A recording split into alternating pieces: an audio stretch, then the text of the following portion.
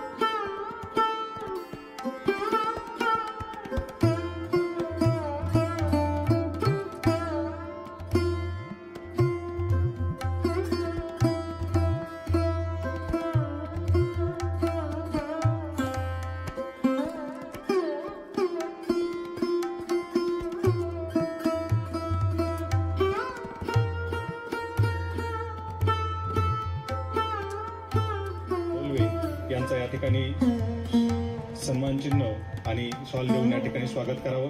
सुधारक दादा ओलवे.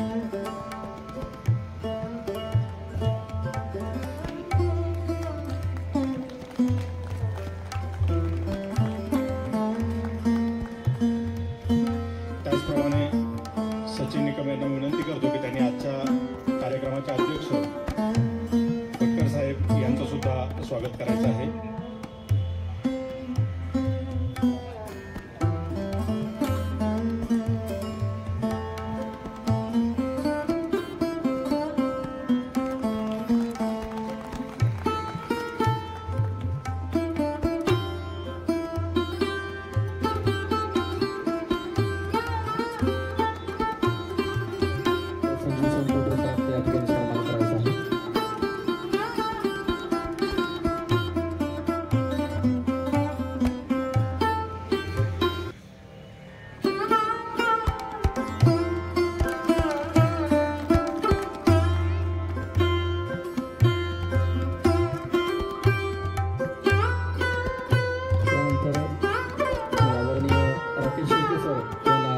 करतो की त्यांनी या ठिकाणी आदरणीय शोभा गोखले मॅडम यांचा सन्मान करायचा आहे.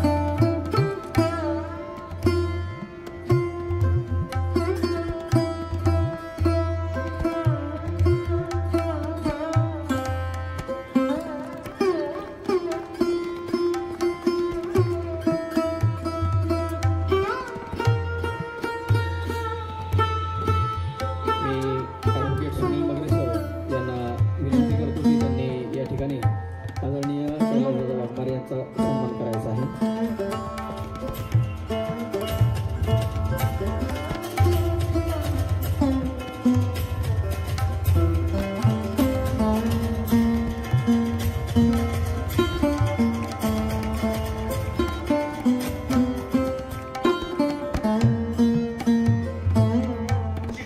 अधिकारी झाले, पहिल्या पिढीतल्या दुसऱ्या पिढीतले अधिकारी झाले, त्यातून निवृत्त झाले, त्यांची मुलं आज परदेशात आहेत.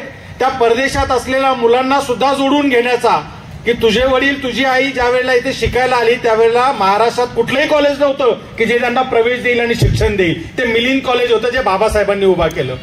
या मिलिंदचे ते उपकार आहेत की तुमचे आई वडील शिकले म्हणून तुम्हाला चांगलं शिक्षण मिळालं, घर मिळालं, चांगल्या पद्धतीची नोकरी मिळाली ना आज तुम्ही परदेशात स्थायिक झालेला आहात. ही भावना त्यांच्यात रुजवावी आणि त्यांच्या पुढच्या पिढीला सुद्धा या मातीशी नाळ जोडून घेण्याची इच्छा व्हावी या उद्देशातून हा फेस्टिवल उभा केलेला आहे. इथे कुणालाही मग तो समाजातला कुठल्याही स्तरातला आणि कुठल्याही जाती धर्मातला असेल त्याला दूषण देण्यासाठी, नाव ठेवण्यासाठी नाही, तर त्याला हे सांगण्यासाठी की ही फुले आंबेडकरी चळवळ कुठल्या एका जातीची, कुठल्या एका धर्माची नाहीये, तर या देशात जन्मलेल्या प्रत्येक नागरिकाची आहे. त्याला माणूस म्हणून हक्क देणारी आहे, त्याच्याशी नातं जोडावं त्यांनी हे सांगण्यासाठी हा फेस्टिवल आम्ही उभा केलेला आहे. या ठिकाणी जी आमची टॅगलाईन आहे, जल्लोष जयंतीचा महोत्सव विचारांचा, यातच सगळं आलं. जल्लोष करताना आम्ही डीजे लावून नाचूही आणि पुस्तक वाचून या ठिकाणी विचारांची मांडणीही करू. हे दोन्ही पद्धतीने जयंती आम्ही साजरी करू. काही लोक नाकं मुरडतात की बाबासाहेबांनी पुस्तकांमध्ये हेच लिहिलं का, जयंती काय डीजे लावून नाचून साजरी करायची असते का? तर माझं म्हणणं आहे जयंती डीजे लावून सुद्धा साजरी करायची असते आणि जयंती असे विचारांचे महोत्सव घेऊन सुद्धा साजरी करायची असते. त्यामुळे या दोन्ही पद्धतींना आम्ही या ठिकाणी स्थान दिलेलं आहे. इथे कल्चरल पद्धतीचे, नृत्याचे, वेगवेगळ्या पद्धतीच्या वादनाचे, गायनाचे कार्यक्रमही होतात आणि इथे विचारांच्या मांडणीचे कार्यक्रम सुद्धा होतात. त्यामुळे या नागसेनवाडातून विचारांचा ठेवा घेऊन लोकांनी जावं. इथे मांडलेला विचार हा देशभरात पसरला जातो आणि तो या देशाला दिशा देतो. मला अभिमान वाटतो सांगायला, या नागसेन फेस्टिवलचा मी सुरुवातीला वक्ता म्हणून आलो होतो आणि त्यावेळेला एक भूमिका मी मांडली होती, no left no right only Ambedkarite. ती या मंचावर मांडलेली भूमिका आहे जी देशभरातल्या आंबेडकरी तरुणांचा ऑनलाईन अजेंडा बनला. आणि रोहित वेमुलाच्या आंदोलनाच्या वेळेला तुम्ही बघितलं असेल ज्या पद्धतीने डाव्या आणि उजव्या दोन्ही शक्तींशी आम्ही लढलो, आंबेडकरी विद्यार्थी चळवळ उभी केली, त्याच्यामध्ये कुठेतरी या मिलिंद नागसेनवन परिसरातल्या विद्यार्थ्यांनी घेतलेल्या पुढाकाराचा सुद्धा वाटा आहे. असा विचारांचा हा महोत्सव आहे. या महोत्सवामध्ये आपण सर्वजण सहभागी झालात त्याबद्दल आपल्या सर्वांचं मी स्वागत करतो. आणि मी आता अधिक वेळ न घेता आजच्या या महोत्सवाचे उद्घाटक सुधारक दादा ओलवे, पद्मश्री सुधारक दादा ओलवे यांना विनंती करतो की त्यांनी या ठिकाणी उद्घाटनपर भाषण करावं. सुधारक दादा ओलवे.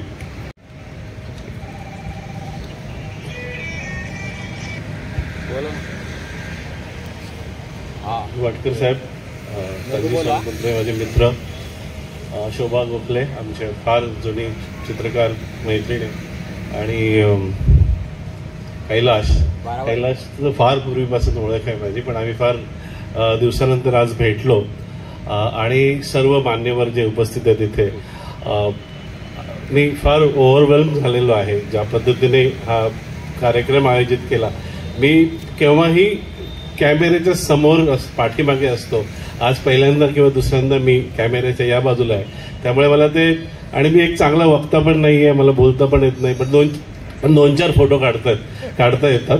आणि सकाळपासून माझी ती तळमळ सुरू होती की मला उद्घाटक म्हणून बोलवलंय, का बोलवलं मला समजलंच नाही. की मला राकेशने फसवलं की सर फक्त फेस्टिवल आहे तुम्ही या, आणि त्यानंतर लक्षात आलं की हे वेगळंच काहीतरी आहे.